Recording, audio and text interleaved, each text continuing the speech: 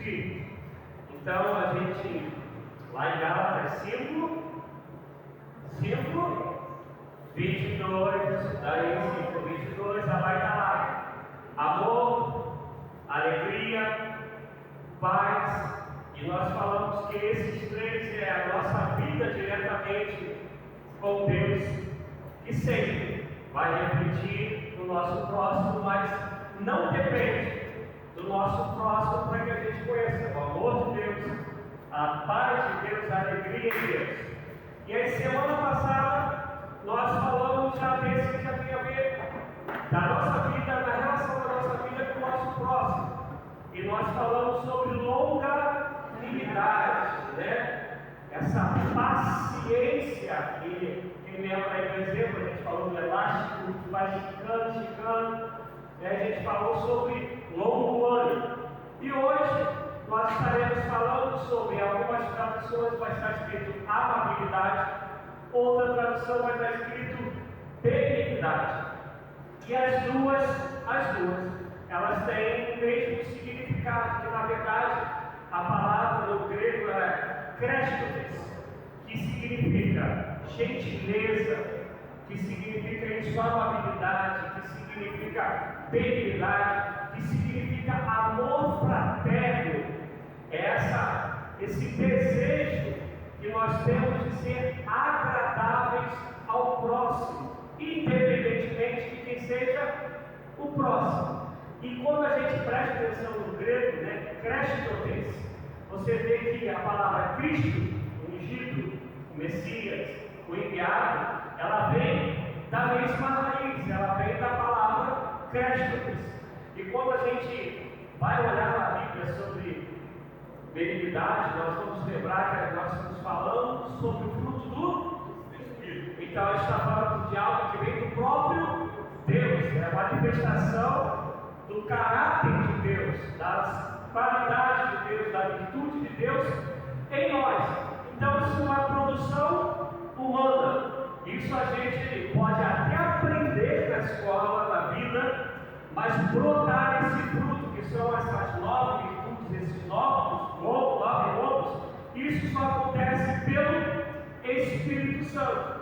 E talvez vocês possam dizer, mas pastor, quando a gente falou já que Deus é amor, e o primeiro gol a gente falou sobre amor. Então, amar é uma coisa, e a gente vai lembrar que esse amor que nós falamos é o amor entre nós e Deus. A gente descobriu que é um amor que só Deus tem, até porque só Deus é amor. Nós não encontramos em nenhuma outra esfera, em nenhum outro lugar do mundo. Então, esse amor é o amor de Deus. E esse Deus, ele nos chama para sermos amáveis, para tratarmos o outro com amabilidade, com benignidade. Quando nós vamos ver Tiago 1,17, vai estar escrito lá que todo bem vem do... Antes de nós entrarmos para ler os textos que eu quero que nós venhamos a ler, eu posso fazer o bem sendo uma pessoa má? É uma pergunta, gente. Eu posso fazer o bem sendo uma pessoa má? Aí tem um outro que diz, eu posso? Então, não necessariamente fazer bem, ter amabilidade, quer dizer que isso é uma verdade que exista em mim. Falando do texto que a gente está lendo, isso não necessariamente é um como do fruto do Espírito que exista em mim. Vamos dar um exemplo. Ano que vem é ano de eleição, não é? Não é? A gente vai ver um montão de gente fazendo bem, vai? Esperando aquele votinho lá, né? Mas esse bem é de fato o bem? Alguém falou aí? Interesseiro. Então isso não é amabilidade. Então eu posso fazer o bem sendo mal. E o chamado de Deus, que é esse como do fruto do Espírito, é que a gente faça o bem por nós sermos amados, por nós sermos benignos. Então entendam que isso não é um sentimento, isso é uma essência, é uma existência. Vou melhorar. Sentimento, a gente sente sempre. A gente sente o medo. Medo é o quê? Você sente medo o tempo todo? Não. Olá, susto. Você sente susto o tempo todo? Alguns, quando olham no espelho, pode acontecer, né? Mas mesmo assim, quando olham no espelho. Sentimentos, eles não são algo que ficam a todo tempo ao arrepio de nós. Isso não é algo que flui 24 horas por dia. Quando a gente está falando do fruto do Espírito, é algo que tem que existir em nós 24 horas por dia. Por isso que não tem a ver com uma emoção, com sentir. É algo que tem que fazer parte do nosso ser. Por isso, desde o começo do estudo, nós vamos lembrar que eu falei, isso é algo que Deus vai fazer por fazer? Lembra? Não, o objetivo, mas parte de quem? Que isso existe em nós, parte de nós. Então, ter o fruto do Espírito, isto é, o caráter de Deus estar em nós, é uma busca, e é uma busca constante. Por que, Joaquim, que é uma busca constante? Não adianta, ninguém mandou você ler o texto. Porque é uma luta da carne contra o Espírito. E se a gente deixar a carne bem brava, né? Eu até falei sobre algo que eu li de novo ontem, hoje, não lembro, né? Que de vez em quando aparece na internet. Eu achei que no batismo o velho homem ia morrer, mas o desgramado sabia nadar, né? Não sei quem já leu isso daí, de vez em quando aparece para mim. Mas é isso que Paulo está dizendo. É uma luta até aquele grande dia da carne contra o Espírito. Por isso que ter o fruto em nós como essência é uma busca. Esse é o problema da religião. A religião nos ensina técnicas. A religião ela nos ensina máscaras. Ela nos ensina maneiras de fazer, de ser. Você pode reparar que tem gente quando vai pregar a voz da boca, né? Primeira voz do latio, som, aleluia, de mão, né? A gente vai ver que há outras pessoas que, quando vão para algo que chamam de sacro, de sagrado, a cara muda, tem cara de crente, né? Tem gente que faz cara de crente, porque a gente está aprendendo técnicas de ser cristão. E o fruto do Espírito não é uma técnica, não tem a ver com religião. É Cristo fluindo em nós.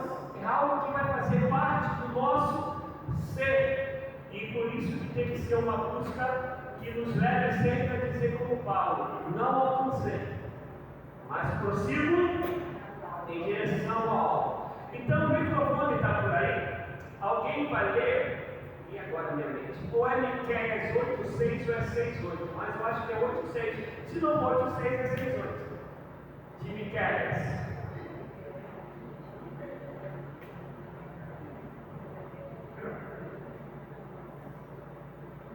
Eu sei que Miqueias é um livro que todo mundo já leu, todo mundo conhece Miqueias.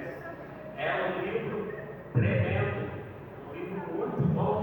Quer dizer, toda a Bíblia é uma Miqueias, chamado profeta menor. Por que profeta menor? Porque ele tinha 1,5 m. Isso daí, a quantidade de escrito ela é pequena. Vamos ver se é 8,6 ou 6,8. Quem quer escrito? Miqueias 6,8.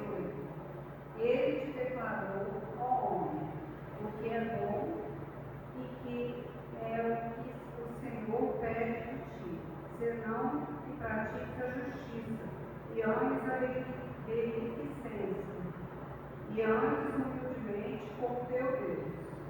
É uma pergunta de Deus. É uma pergunta retórica. Qual é essa tradução? Não, é porque ele fala beneficência, é a mesma coisa, mas não é comum.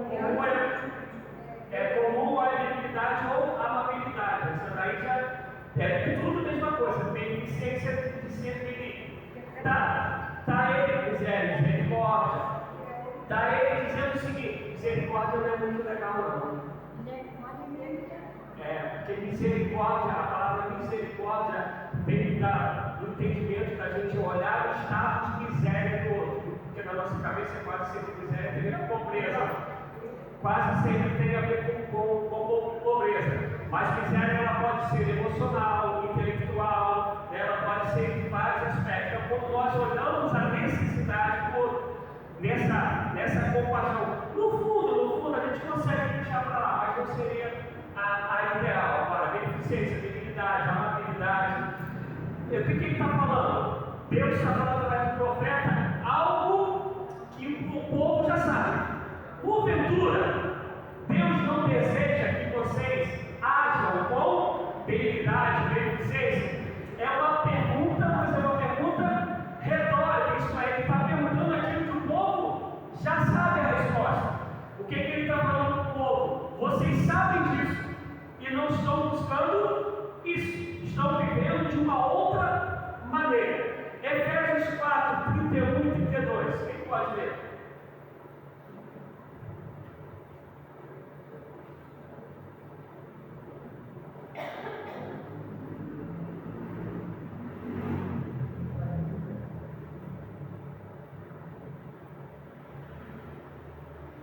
Longe de vós toda amargura e cólera, e ira, e gritaria, blasfêmias, e bem assim toda malícia. Antes, seguimos para com os outros benignos, compassivos, perdoando-vos uns aos outros, como também Deus em Cristo vos perdoou. Vamos lá, esse texto ele tem um sim e um não. Lembra? Negar a si mesmo, tomar a cruz, tirar de nós tudo aquilo que Cristo não tem e colocar em nós tudo aquilo que Cristo tem. Aí nesses dois versículos, 31 e 32, de Efésios 4, está falando isso. Onde que está falando isso? Está aí, gente, veja, vou fazer uma pergunta. Onde que vocês identificam isso? Eu tenho que negar e tomar. Eu tenho que tirar aquilo que Jesus não tem e tem em mim. Eu tenho que tomar aquilo que Jesus tem e não tem que ter em mim. Não ficou claro a pergunta? A gente está falando disso já tem tempo. O que é negar a mim mesmo? Eu olho para mim, vejo aquilo que Jesus, que eu tenho, Jesus não tem, eu tenho que negar, eu tenho que tirar de mim. Tomar a cruz é aquilo que eu não tenho e vejo que Jesus tem. E nisso a gente veio falar sobre perdão e a gente está nessa caminhada e hoje a gente está falando sobre benignidade, amabilidade. E aí a gente leu esse texto, Efésios 4, 31 e 32. Onde que a gente encontra isso aí nesse texto? Amargura, ira, cólera, gritaria, blasfêmia e toda malícia sejam tiradas dele. Então isso é para ser tirado. É o meu negar. Alô, sou terra. É o meu negar. Então o que é o tomar a cruz? Que Jesus tem e eu tenho que ter. Está escrito aí também. Qual é a parte? Benigno. Está dentro sempre daquilo que Deus espera da gente. Quem lembra de Colossenses 3, 12? Acho que é. Que a gente leu semana passada. Colossenses 3, 12. Leu semana passada? Acho que leu. Quem pode ler para a gente? Para ver se eu acertei isso aí. Colossenses 3, 12. Refugiam-nos, pois, como herdeiros de Deus, santos e amados, eternos, afetos de misericórdia, de bondade, de humildade, de mansidão, de longanimidade. Então, a tua da bondade, a maioria tem escrito benignidade, que é tudo da mesma raiz, mas bondade a gente vai falar na próxima, que aí o certo mesmo era benignidade. Você vai ver que as coisas estão sendo ditas sempre em lugares distintos, mas é algo que está falando quando você começou a ler o versículo, como eleitos de Deus. O que quer dizer isso, eleito de Deus? O que quer dizer eleito de Deus? Escolhidos. Vamos pensar sempre, é isso aí, mas vamos pensar sempre dentro da Bíblia, dentro do ser cristão. Quando Paulo fala, somos eleitos, o que ele está dizendo?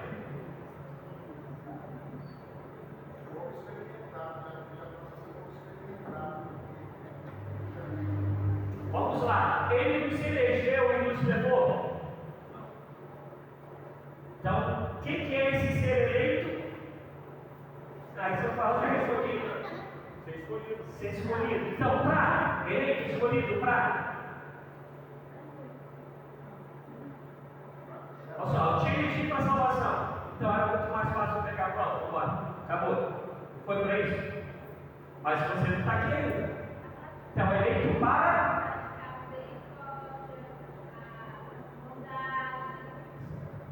termos o caráter de Cristo nessa terra, para sermos testemunhas do Senhor nessa terra. Como o Pai me enviou, eu lhes envio a vós. Como? Tal todo, da mesma maneira, da mesma proporção, com o mesmo objetivo.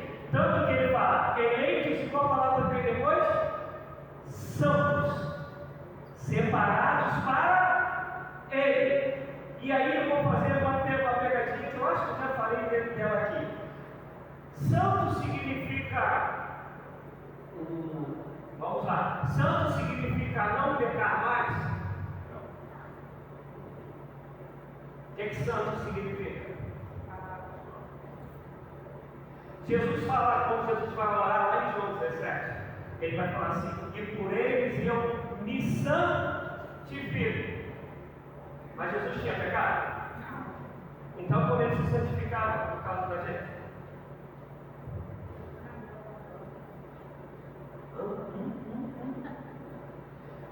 Sim, gente, é para a gente crescer mesmo. Ser santo é viver dentro da vontade de Deus. É a renúncia. Verbo se fez carne, renunciou a ponto de dizer, se for possível, passa de mim esse cálice, mas que seja feita a sua vontade. Santificar é viver dentro do propósito de Deus, viver em obediência a Deus, viver para a glória de Deus.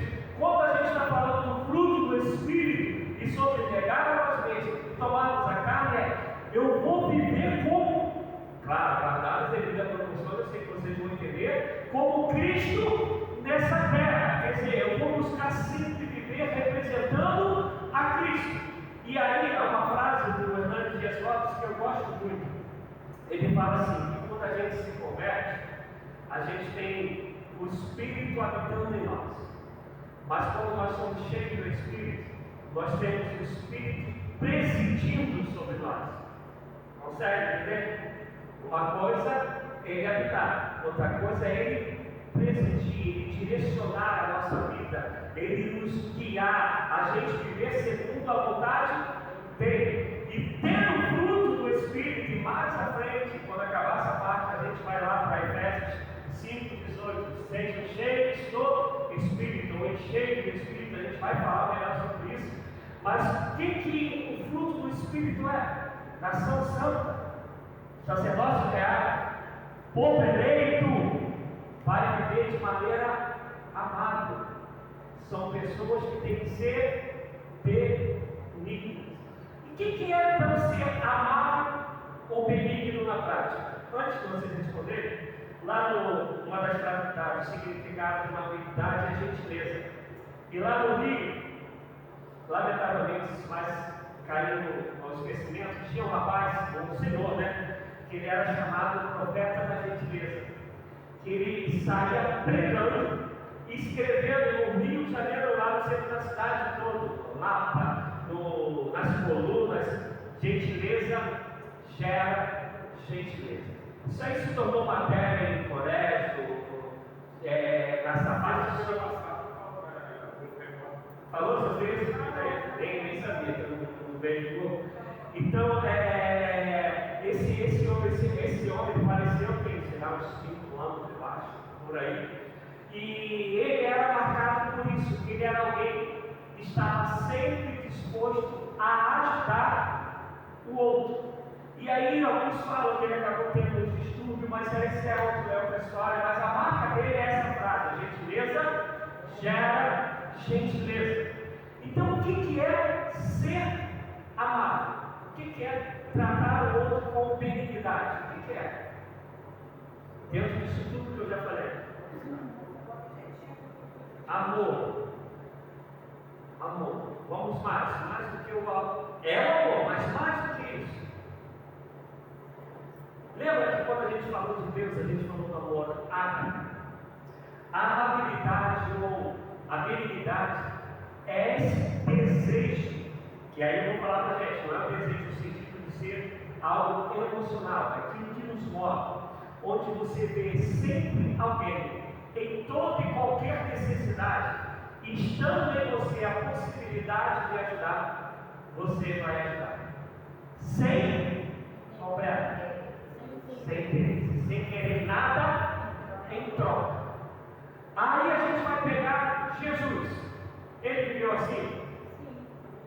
Aí a gente vai dizer, poxa, mas era Jesus, né? Então a gente vai falar de Jeremias. Ele viveu assim? Quem conhece a história de Jeremias sabe que ele viveu assim. João Batista viveu assim? Isto é, o desejo de Deus é que a gente ame tanto o outro, que esse amor ele não seja somente um sentimento, que ele viva em nós através do nosso comportamento, que amor tem que ser ação, e o amor segundo Deus não espera nada em troca. Amabilidade ou benignidade é você fazer o bem independente de quem seja. Falando isso, qual uma passagem que vem rapidinho na sua cabeça? Vou falar, você fazer o bem sem esperar nada em troca. Vou até melhorar a pergunta para ver se a passagem vem. Mesmo você não sabendo quem é esse alguém. Isso aí é do samaritano dele, amar o próximo como a ti mesmo, é isso aí. É o cara que está lá caído no meio da estrada, passa o levita e o sacerdote. Todos eles tinham na cabeça que iriam fazer o bem, porque eles tinham um compromisso litúrgico. O levita, inclusive, era quem ajudava o sacerdote, porque o bem para eles era o cumprimento, que eu não vou ver se eu falei de quê? O perigo da religiosidade. E está o cara lá estendido no chão. Apanhou, levaram tudo que ele tinha, e veio o samaritano que não tem nada a ver com religião. Nada a ver com religião. E olha para aquele homem, se compadece, o socorre, leva para a hospedagem. Eu amo essa passagem, porque tem uma coisa que eu já preguei sobre isso, mas eu não quero ver ninguém pregar. Porque esse homem, ele devia ter um nome muito exemplar, esse samaritano. Porque ele chega na estalagem e fala, olha, estou deixando esse valor. Se passar disso, quando eu voltar, eu pago. Isto é, alguém que tinha um nome para poder dizer isso, é alguém que era respeitado. E ele não sabia quem era. Ele não esperou nada, deixou e foi embora, seguir a vida. A única preocupação dele era: quando eu voltar, eu vou passar aqui de novo, porque se faltou um Didi, eu vou chegar aqui de novo, deixa comigo. O cara já poderia ir embora, qualquer coisa que fosse.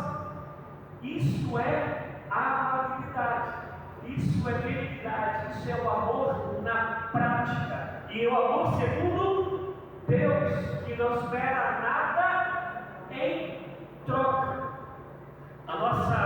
Quando a gente vai ler Provérbios, né, quase todas essas características a gente encontra sempre Provérbios dizendo, mas tem uma passagem de Provérbios que vai dizer, tem um versículo que diz que aquele que pratica o bem, pratica a benignidade, é louvável ao Senhor.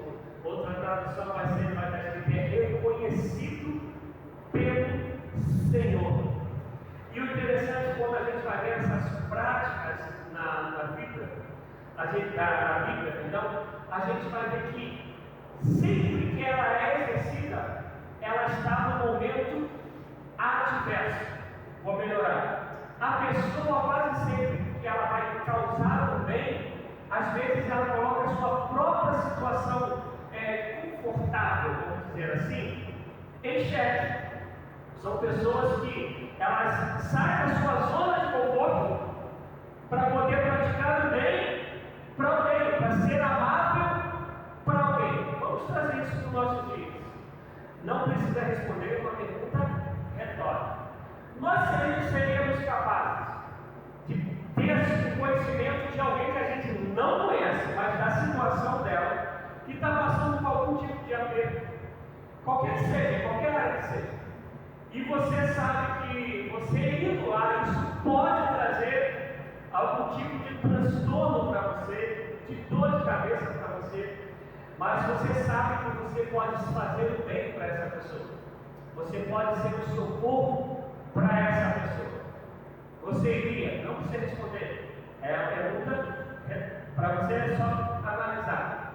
Esses dias eu conversando com a irmã Jacinto, ela estava contando que quantas pessoas já deram a luz lá na casa da irmã Jacinto, que já moraram na casa da irmã Jacinto, mesmo sem ter um vínculo, né? Foi chegando, foi ficando, foi tendo neném, foi morando e por aí foi em cima da gente.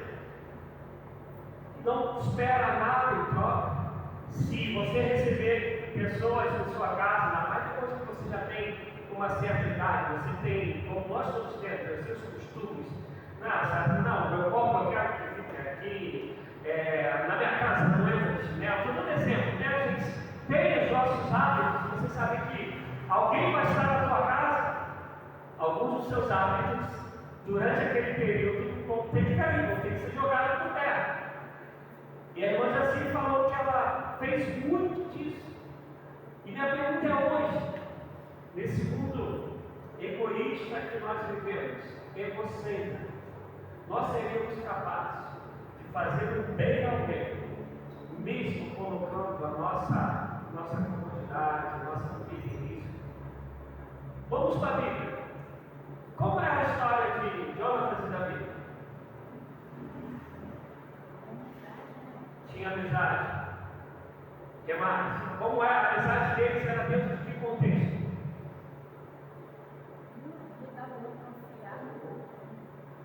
Sim. Mas o contexto, onde estava inserida a amizade dele? Era amizade, de amor, de amigos mesmo. Mas e o contexto? Era uma situação tranquila? Qual era a situação? O pai de Jonatas só queria matar, coisa tranquila, nada demais, só queria matar. E ainda assim, Jonathan era amigo de Davi, sabendo que o pai queria matá-lo e que havia uma promessa de Davi cantada pelo povo que Davi ia tomar o lugar de quem? Do pai. Mas Jonathan ajudou Davi? Ajudou. O pai queria matar a mulher, mas igual eu da montanha ali, saída pela esquerda, porque meu pai está querendo a tua cabeça. Davi se torna rei.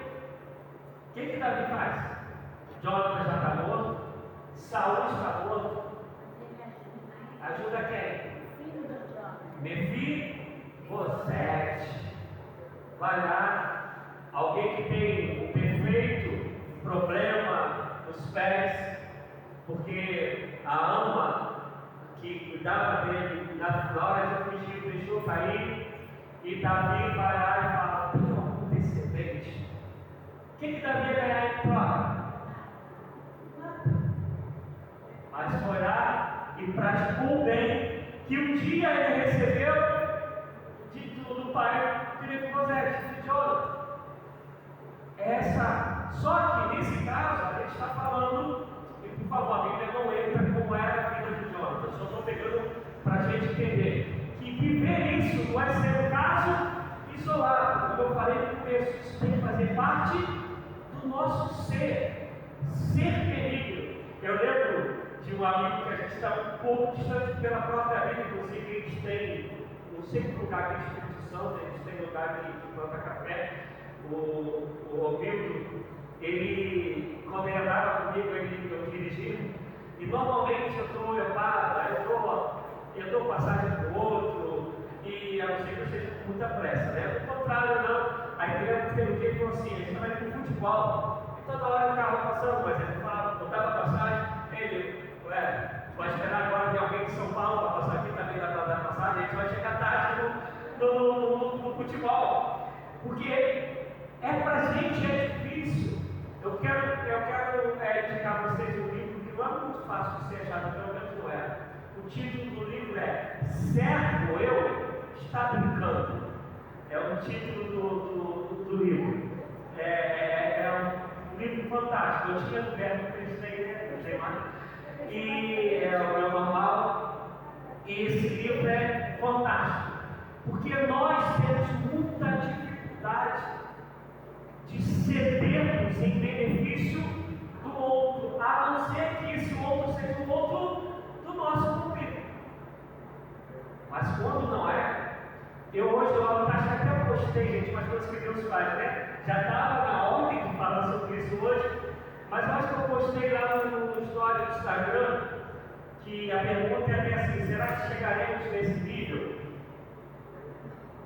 É lá dos orientais, não lembro se é japonês, que é dos orientais, da fila, vem uma menina e conversa com outra menina, não dá para saber o que está falando, mas subentende que ela pede para ficar ali naquele lugar.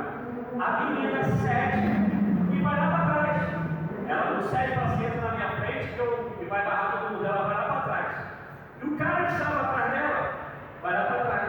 E vão fazendo assim até que a menina que cedeu a vez fique no lugar que estava, atrás da menina para quem ela deu a vaga.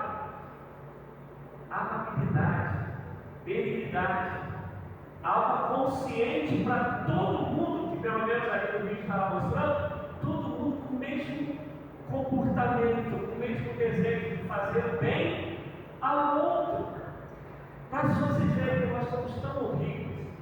Imagine se todos nós só que estamos aqui tivéssemos esse impulso causado pelo Espírito Santo, que se tornasse algo natural em nós. Tu acha que só entre a gente já ia ser uma harmonia fantástica? Que a gente ia melhorar a situação de quase todo mundo dentro do órgão das possibilidades? Qual foi? Agora, Deus é um Deus, a gente quer, porque se eu for, as passagens são muitas, né? Mas em Jeremias, Isaías e Provérbios, depois o salmista vai dizer que Deus é um Deus benigno.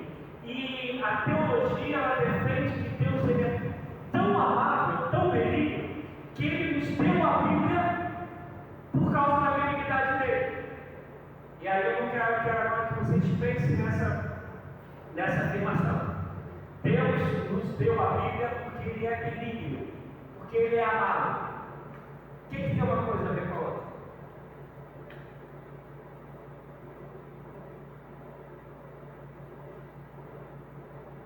O que nos livra do caminho da morte? Não quem nos livrou, o que nos livra? Vou dar uma fala. O que nos livra do caminho da morte? Onde a gente conhece a verdade? Onde a gente conhece Jesus? Onde a gente começa a discernir o certo e o errado? O que agrada a Deus, o que desagrada a Deus? Onde a gente conhece aquilo que gera em nós vida e vida abundante?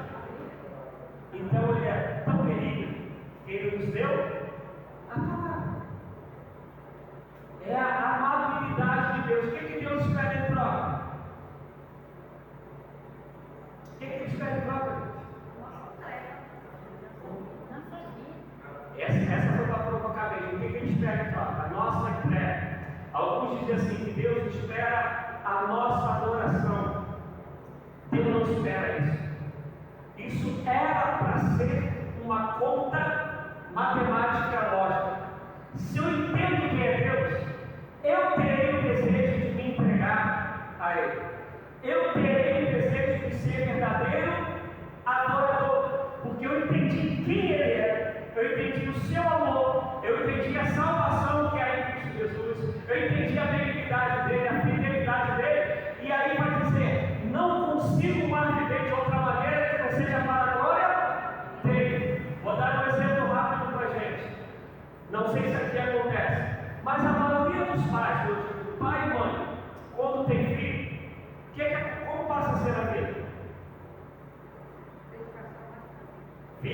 função do Filho.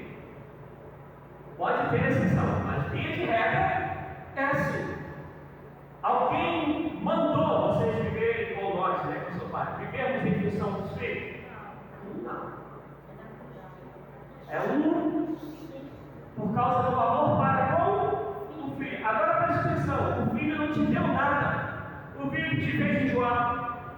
Dependendo da vida da pessoa, sentiu contrações. Queria dormir e ficava dando bico lá e você direto, você não conseguia dormir. Dependendo do parto, da foi o parto, dificultou. Aí nasce e fala assim: ufa, vai ficar um montão de noite sem dormir. Vai ter que decifrar no choro. É choro de dor, é de fome, é de mãe, o que é, e não vem nada, ela aperta até caçar e você vai saber o que está querendo dizer. Não dá nada, e a gente ama e vive em função dele. Agora imagine, há um Deus que nos criou.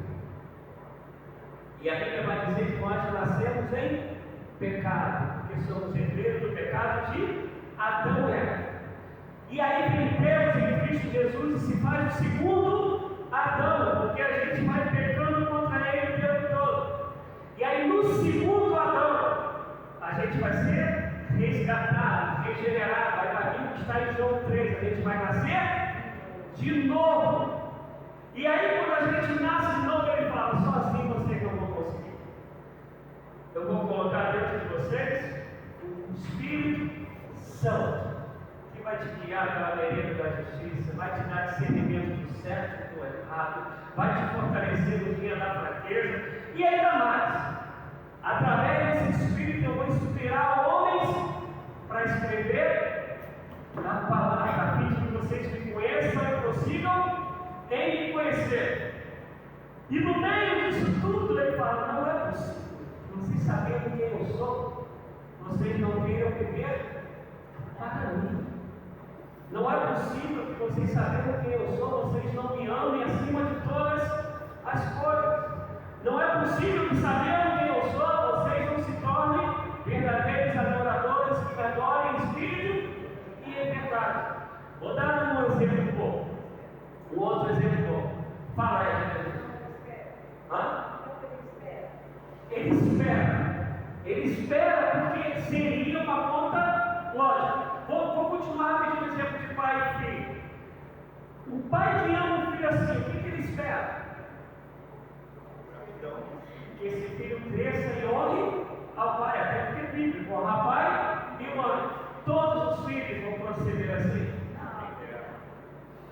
Mas a espera seria a conta lógica. Tem amor, tem carinho, instruir, orientei, dei roupa, dei pão, perturbou, a gente comprou um mouse novo, né? A gente vai fazendo tudo. Então, quando cresce, que a gente espera que reconheça esse amor. Mas sempre acontece? Não. Então, isso era para ser na nossa vida uma conta, uma matemática lógica. E no caso de Deus, o que ele espera? Se eu coloquei o Espírito Santo em você, que você reflita quem eu sou, porque tu diz que eu sou o teu Deus, que eu habito em ti, que você é meu filho, que você é templo do meu Espírito. Então, o que Deus espera? Lógico. Você vai viver como eu nessa terra. Você vai viver para a glória do meu nome, porque você é nação santa, povo eleito, sacerdócio real. Só que na nossa cabeça, na maioria das vezes, é isso: Deus quer, Deus não quer nada. Deus só ama e acabou. Ele salvou e acabou. O restante tem a ver com a gente. E é por isso que ele diz que nem todos que dizem Senhor, Senhor, darão o jeito certo. Então, fazer o fruto do Espírito ser uma realidade crescente, que tem que crescer até aquele grande dia, tem que ser um papel, tem que ser no sentido de sei que Deus é, então eu tenho que parecer com Ele. Eu tenho que amar como Ele ama. Eu tenho que tratar meu próximo como Ele trataria. Como tem no livro, nos teus passos, o que faria Jesus? A amabilidade, ela se encaixa muito em Mateus 7,12, se eu não me engano. Se eu não me engano, eu posso estar enganado. Que está escrito lá: tudo que queres que os outros façam em relação a você, da mesma maneira que você deseja que os outros te tratem, da mesma maneira que você deseja que os outros te socorram quando estiveres aflito, da mesma maneira que você deseja receber um copo de água quando você está com sede, um pão quando você está com fome, trate o outro também, da mesma maneira. Trate o outro. E isso sem esperar nada em troca, porque se espera em troca não é fruto do Espírito. Aí então somente obra humana. Eu vou fazer aqui para ganhar ali. E Deus não é Deus de barganha. Não é. Não é. E o que assim mais me entristece no meu evangelho é que quase tudo que a gente vai aprendendo quando a gente se converte, eu disse quase, tá gente? Porque tem as exceções. São as barganhas. Um exemplo: você dá e você vai receber. Você vive uma vida de santidade que Deus vai te abençoar. Preste atenção, é sempre troca. Não, eu tenho que viver uma vida de santidade porque o meu Deus é santo e o Deus que me resgatou quer que eu seja santo como Ele é santo, mas Ele não ganha nada. Eu já ganhei porque Ele me resgatou. Por isso que é difícil para a gente ser benigno, ser amado, porque a gente vai sempre aprendendo que a gente vai fazer o bem para poder receber algo em troca. Isso é o que o mundo ensina. Isso tu encontra em qualquer esquina, em qualquer político. Faz um favor hoje que se eu entrar me ajudaria, eu vou te dar uma cadeirinha. Isso a gente aprende em tudo quanto é lugar. Mas o reino de Deus, você vai ser gentil, você vai ser amado, você vai ser benigno, porque tu entende que tu pode ser resposta de Deus para a necessidade do outro. Porque se Jesus já estivesse, Ele faria a mesma coisa. Quando a gente reparar a longanimidade, aí vai tudo se encaixando, parece, por isso que é fruto, é bom o mesmo fruto. Quando a gente for falar de bondade, você vai ver que a benignidade vai tudo se encaixando, porque uma coisa não tem como existir sem a outra. Porque quando uma existe da outra, sem a outra, são obras humanas. Não é fruto do Espírito Santo. Não é. Quando a gente abre, deixa eu conferir aqui se é Romanos 12, 10. Se é Romanos 12, 10. Agora fiquei na dúvida de verdade. Isso. Quem pode ler para a gente? Leia, por favor, 10 e 11. Romanos 12, 10 e 11.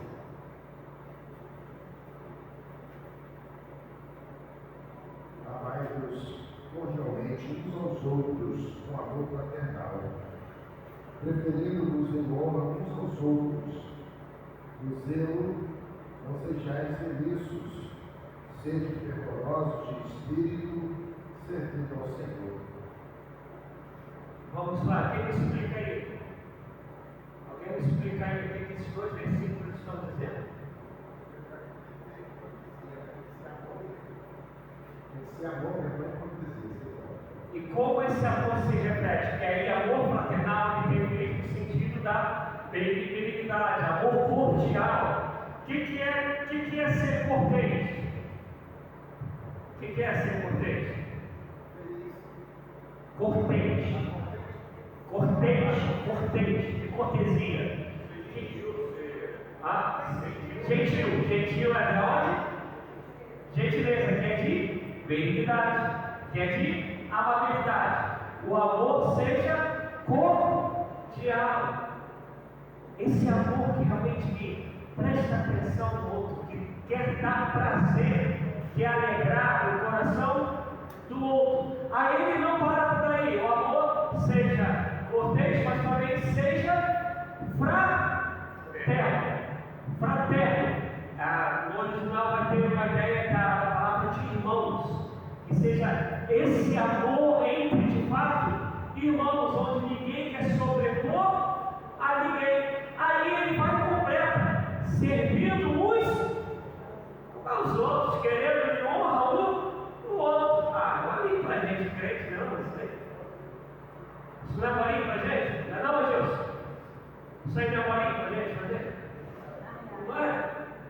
Não é, gente. A gente é templo do Espírito Santo. Não é para ser morinho. Preferir um ao outro. Querer ajudar o outro. E querer ajudar, falou assim, eu quero que ele fique bem. E se tiver que ficar melhor do que eu, maravilha de Deus. Então fala aí, duas pessoas que viveram isso. Eu não quero dar cola não. Vou repetir, tá? Paulo está no meio, mas tem que ter duas pessoas, não dá para ser um só. Paulo e ele. Tem uma pessoa que, isso, Barnabé, fala para a gente ouvir, amado. Vai ler lá.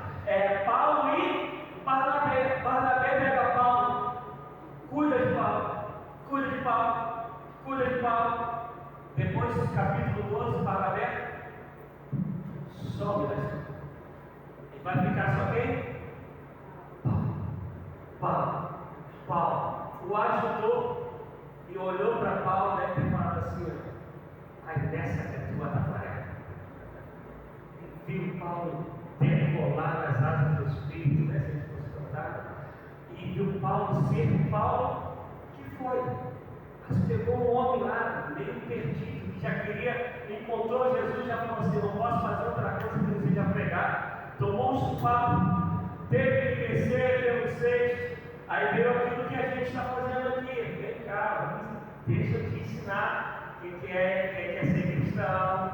Vou te mostrar no mundo como é que vai ser. Isso aí é só um respiro, é um início nas pancadas que você vai tomar, Paulo. Peraí, explicou tudo depois de 3 anos em Paulo para o mundo, para ser o Paulo que a gente vai ler nas cartas que ele escreveu, sem esperar nada em troca e ajudando o outro a crescer. E essa é a cultura da gente, né? Não é essa cultura das igrejas, dos púlpitos. Não, quão difícil é para a gente. Até porque, só para a gente entender, nós perdemos, no mundo do Evangelho, perdemos a noção do que é sucesso bíblico. Para nós, sucesso bíblico é quando a gente tem uma igreja cheia de gente, é onde a gente tem o melhor som que existe, o melhor tempo que pode ter. A gente acha que isso é sucesso, porque essas coisas estão acontecendo, o teu carro está sendo trocado a cada 6 meses, e cada vez você consegue viajar para mais lugares, e a gente fala que isso é sucesso bíblico. Se isso é sucesso bíblico, João Batista e Paulo foram os caras mais desgraçados do mundo. João Batista nem sabia se vestir, nunca vi ninguém lançar a marca de João Batista por aí. Olha, vou botar aqui uma roupa de pelo e vou dizer que é João Batista. Eu nunca vi ninguém fazer isso.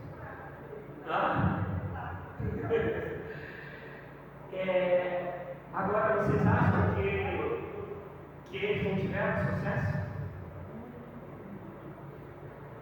Não tiveram diante dos homens.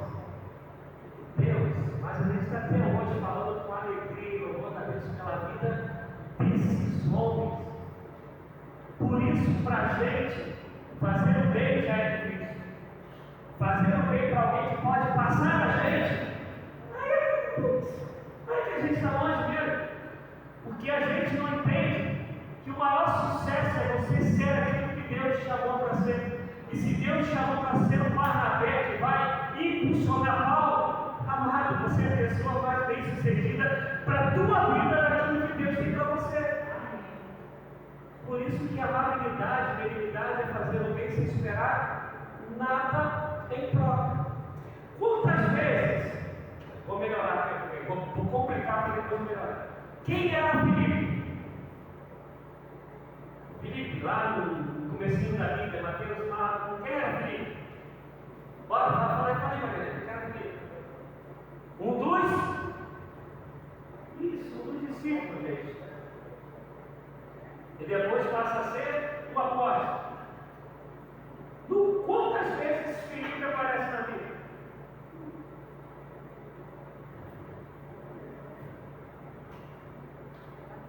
Eu tinha, há muito tempo atrás, um estudo que falava sobre saber tocar o segundo violino. A gente tem músico aqui, né?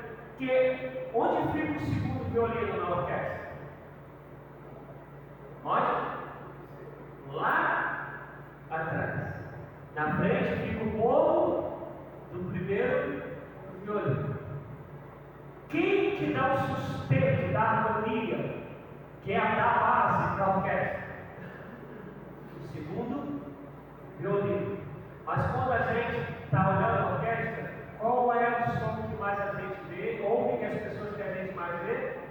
O chamado do primeiro violino. Eles estão ali na frente e vão fazer mais frescurinhas, vamos dizer assim, no violino.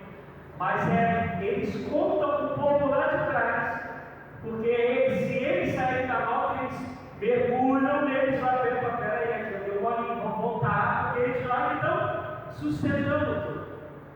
O problema é que a gente tem sido ensinado a sempre querer ser o primeiro violino.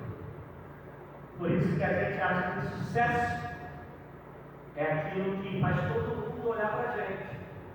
E não o sucesso é aquilo que Deus aprova. Por isso que para a gente ser amável, ser benigno em todo o tempo, com toda e qualquer pessoa, sem esperar nada em troca, é difícil. Por isso que é negar a nós mesmos. Por isso que é tomar a cruz. Abra aí Tiago 4, ou vai ser 7, 8 ou 8 e 9. Deixa eu conferir aqui rapidinho. Tiago 4, eu acho que é 7 e 8. Como? Isso. Leia. 4:7. Sujeitai-vos, portanto, a Deus, mas resisti ao diabo, e ele fugirá de vós. Ou o seguinte: Chegai-vos a Deus, e ele se chegará a vós. Purificai as mãos, pecadores, e vós que sois diante do trono, limpai o coração. Quem tem aí de ânimo dobro, tem outra tradução? Leia. Chegai-vos a Deus, e ele se chegará a vós, limpai as mãos, pecadores, e vós, de duplo ânimo, purificai os corações. Duplo ânimo. Quem tem aí NVI? Ninguém tem NVI, não? Nova versão internacional. Então, leia a NVI. Isso, é 8. 8 é 7, 8, né? 7. Portanto, sujeitam-se a Deus, resistam ao diabo e ele cuidará de vocês. Aproxime-se de Deus e ele se aproximará de vocês. Pecadores, limpem as mãos de vocês que têm a mente dividida, purifiquem o coração. Então, deixa para ver aqui que as palavras dobre e tal, nem todo mundo entende. Porque ele está falando o seguinte: você que tem uma mente que vai para dois caminhos, que ora quer viver a vida de santidade, ora quer viver no pecado, que uma hora quer fazer o bem, na outra quer fazer o mal, que não vai deixando, ele está falando assim: ó, pare com isso. Aí diz a expressão: purifique os vossos corações. Lembra lá de Tiago 4, de onde procedem nossas guerras? Não são os desejos dos nossos corações? Então ele está falando: purificai os vossos corações, tenham uma mente só. E anteriormente ele tinha dito: sujeitem-se a Deus, deixa Deus te governar. E aí ele fala, resista, lembra? Negar a si mesmo, tomar a cruz, resista ao diabo. Está dizendo, se você resiste, sujeitando-se a Deus, está dizendo que o próprio diabo fugirá de nós. E aí depois ele vem, não acabou não. Tem processo agora. Por favor, purifique o teu coração, não deixe a sua mente ser dividida, deixa Deus te reinar, deixa Deus te governar. Isso vai estar na Bíblia o tempo todo. A pergunta é, a gente quer ser cristão?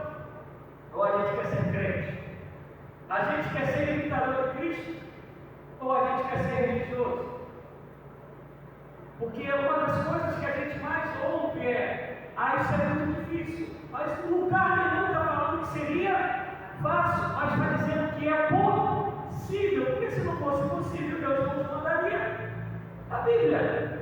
Ele usou de benignidade, de amabilidade, deixando a Bíblia para dizer como a gente tem que ser, como a gente tem que viver. E eu falo sem medo de errar.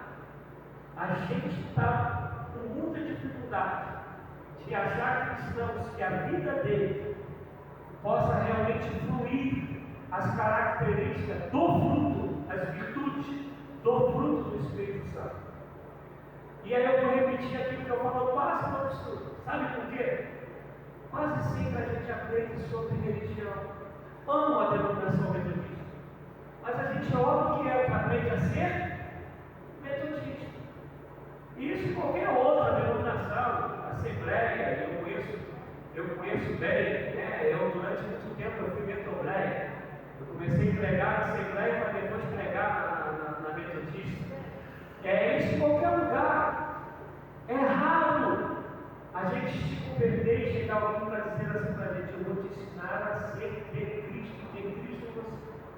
Vou te ensinar biblicamente a ter o caráter de Jesus, a amar como Jesus ama, a perdoar como Jesus perdoa. Vou te ensinar a tratar, que a Bíblia chama para tratar o próximo. Isso aqui vai ser uma busca para você até tu partires dessa vida. Não é um tempinho, não. Isso é para sempre. Enquanto respirarmos, isso tem que ser uma busca nossa. E aí não precisa levantar a mão, mas a gente vai pegar aqui qualquer outra igreja aí, qualquer denominação, e vai perguntar quantas vezes por dia nas tuas orações tu oras. Eu quero ter o caráter de Cristo. Eu quero que os sentimentos que moviam Cristo me envolvam, que a minha maneira de ver a vida seja a que Cristo tem. Quantas vezes a gente jejuou para isso? A gente já jejuou para cura, a gente já jejuou para a porta de emprego, para a restauração de família. Deus faz tudo isso. Mas isso não é a essência de que Deus chama para se viver. Isso não é a essência que Deus diz que tem que haver dentro de nós. Eu, às vezes, estou conversando com os amigos que somos mais próximos. Eu falo para eles, eu falo assim, gente, eu não sei como Deus vê a gente. Mas se Ele for julgar a gente no grande dia, tintim por tintim, como que está aqui, quando eu olho o que se diz na igreja do Senhor, da peneira vai ser fininha demais. Vai passar, o pessoal da obra, né, gente? Vai passar sim. Qual é a peneira mais fina que tem? Qual é a peneira mais fina? Não tem número de peneira? Não tem? Peneira mais fina é De calda? Então, imagina, o que vai sair, o que vai passar mesmo? A gente pode passar. Porque isso tem dois lados. Tem o lado de quem está aqui na frente, não querer ensinar, não querer instruir, até porque, por favor, gente, em nome de Jesus, entenda que eu vou falar, você já me conhece um pouquinho. Até porque para ensinar a instruir, tu tem que aprender, tu tem que buscar, tu tem que se dedicar. E tem outro lado, que é o lado daí, que não quer mergulhar aqui. Não mergulha aqui, não mergulha em casa. Devocional, ela é boa demais. Todo cristão tem que ter a prática da devocional, de ter o tempo de ler, de orar. cristã é muito maior do que a devocional. É estudar as Escrituras, é buscar nas orações, na vigilância da vida, negar a si mesmo para que o caráter de Cristo seja visto em nós. Eu acho que eu contei aqui numa pregação, e eu vou tentar terminar isso daí, por causa do horário. Acho que eu já contei aqui numa pregação, eu tinha um livro, gente, se eu for contar para vocês o livro que eu já tinha no verbo, não tenho mais. Eu não lembro o nome desse livro não, mas ele contava histórias sobre missões. E aí ele fala outra história de que um grupo de missionários chegou num grupo de indígena e começou, não sabia falar a linguagem diferente deles, mas começou com o tempo a aprender, e a primeira coisa que eles queriam ensinar para os discípulos era falar do amor de Jesus, para os discípulos indígenas, era falar do amor de Jesus. Quando eles dominaram um pouquinho que dava para falar isso, eles começaram a explicar o amor de Deus, o amor de Cristo Jesus, por toda a humanidade. Conhecendo ou não conhecendo, sendo do mesmo povo ou não. E aí chega uma hora que o pajé falou assim: esse homem esteve aqui, falando que Jesus tinha estado lá. Ele esteve aqui, eu era criança, meu pai não conheceu bem. Ele esteve aqui. Não. Como assim Jesus esteve aqui? O funcionário sem entender nada. Ele falou assim: não, nós o enterramos. Aí como assim? Aí foram levados no lugar onde tinha uma pessoa enterrada que tinha medo daquilo ali. Os funcionários, sem entender nada, começaram a pesquisar e descobriram que há mais ou menos 2 décadas antes dele, teve um missionário que esteve lá que não aprendeu a falar a língua deles, mas que o comportamento dele refletia tanto a imagem de Cristo, a ponto desses missionários quererem falar do amor de Deus, eles dizerem: ele já esteve. Isso é real, isso não é história, isso não é ilustração, isso é história de missões. Nada de que Deus quer que a gente seja e viva é uma utopia. É óbvio que isso não é um instalar de Deus, mas o projeto da nossa existência, se somos de Deus, tem que ser esse. E é isso que Paulo fala: eu não alcancei, mas ninguém vai mudar a minha história. Eu sigo para isso, em direção a ser como ele. Meu alvo, e a gente está praticando Lucas, né? Meu alvo é Cristo. E não é algo Cristo para ter Cristo, que a gente já o tem, é algo para ser como Ele. E aí que a gente possa dizer como Paulo: sejam meus imitadores, assim como eu sou de Cristo. Paulo, o desejo deles: eu quero imitar Cristo, eu quero que vejam Cristo em nós. E como eu termino toda semana, né? Mas eu não consigo fugir disso. Se a gente viver isso, amado, a gente muda a sociedade onde a gente está inserido. Eu não convivi, né, com o irmão João Barbosa. A gente sempre que ouço, até esse tempo que eu estou aqui, eu só ouço coisas boas. Não é porque está na tua frente, não, porque se não fosse eu falaria também. Claro que não, deve ser verdade. Mas como é bom você ter alguém que se torne referência. Gente, eu sou pior do que vocês acham que eu sou. Eu sou muito ruim, muito. Mas algumas coisas que Deus com misericórdia usa. Na polícia, então, eu poderia pegar aqui no celular e mostrar algumas coisas para vocês de pessoas que falam assim, que ou se converteram e falam: poxa, Amaral, a gente nunca te agradeceu pelo testemunho que você deu para a gente enquanto estava com a gente. Esses dias, um amigo que é pastor, que queria algumas orientações, e ele é pastor de uma congregação, e ele me escreveu, na verdade, no manual: poxa, Amaral, eu estou vivendo isso. Aí daqui a pouco a gente foi falar com outro amigo do pastor, ele falou assim: poxa, fulano não te admira demais. Então, assim, coisas que a gente, mesmo sendo horrível como isso, dá para a gente representar Cristo nessa terra. E o desejo é que isso seja um aperfeiçoamento até aquele grande dia. Se minha esposa estivesse aqui, ela ia me recriminar, porque ela fala que não gosta que quando eu me coloco como exemplo, não. Mas eu sempre, nesses 23 anos, eu falo para ela, eu falo, moça, eu tenho que falar o que Deus fez na minha vida e através de mim. Eu não posso contar só o testemunho dos outros, eu tenho que contar os meus, graças a Deus.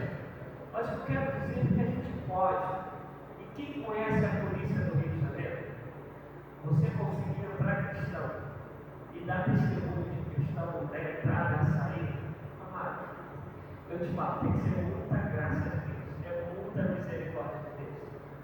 E eu digo para a gente, é para isso que Deus chama. Repito, eu sou pior do que vocês acham que eu sou. Mas para a glória de Deus, eu tenho esse testemunho de estar num ambiente totalmente diferente. Se você correr o risco de sempre tomar o chamado tiro amigo, não sei se vocês conhecem essa expressão. Conhecem?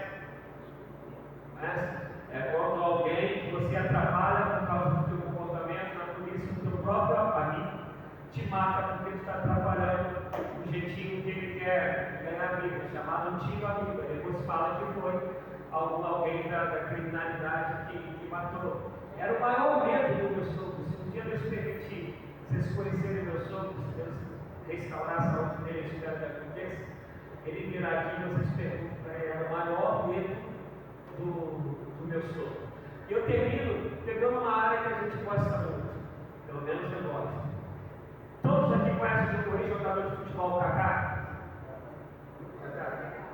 Então, quando vocês ouviram qualquer escândalo sobre a postura de Kaká, no Brasil e fora do Brasil, quando? No meio do futebol, cara bonito pra caramba dela, inteligente pra caramba, vem de preço bom economicamente, você pode pegar Real Madrid, Vila, São Paulo, não consegue falar nada. E ainda tem testemunho de que quando ele era juvenil, ele levava amigos em condições superiores para ficar na casa dele para não gastarem dinheiro com passagem, com comida e poder ficar lá na casa do Kaká. Todos os exemplos estão fora de mim para dizer, amados, é possível.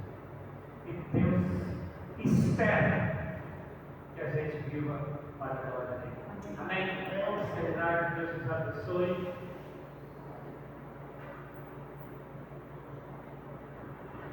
Domingo é ceia aqui, pela manhã às 9, culto por ceia, e à noite às 7h30. E como ceia, o que é que esse dia deseja?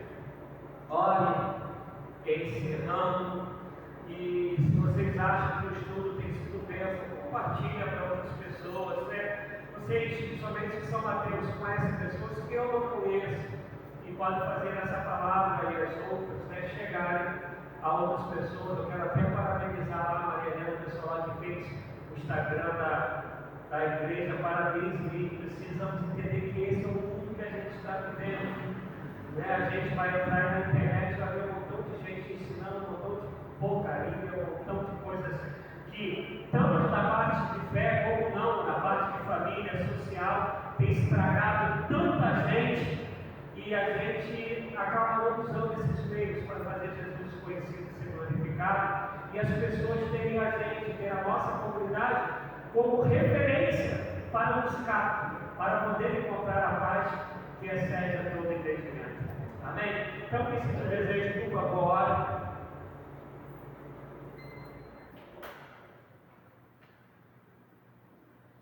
Precisa todo mundo orar, não, pode ser uma pessoa só.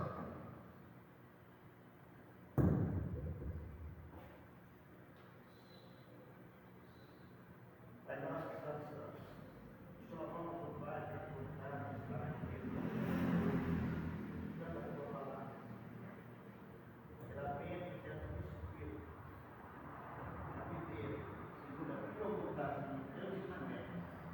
Dá-nos cada dia a bênção de querer viver para te servir, implementação da tua palavra. Desperta em nós o desejo de amar, perdoar e ser fiéis um para com o outro, para com o outro. Amém.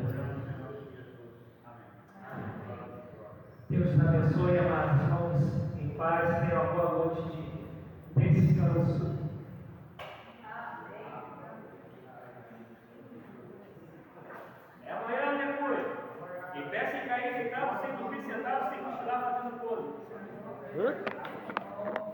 Nossa, vai fazer barulhão, não vai não? Ô, vai fazer barulhão não? Desliga aí. Hã? Tem que ligar.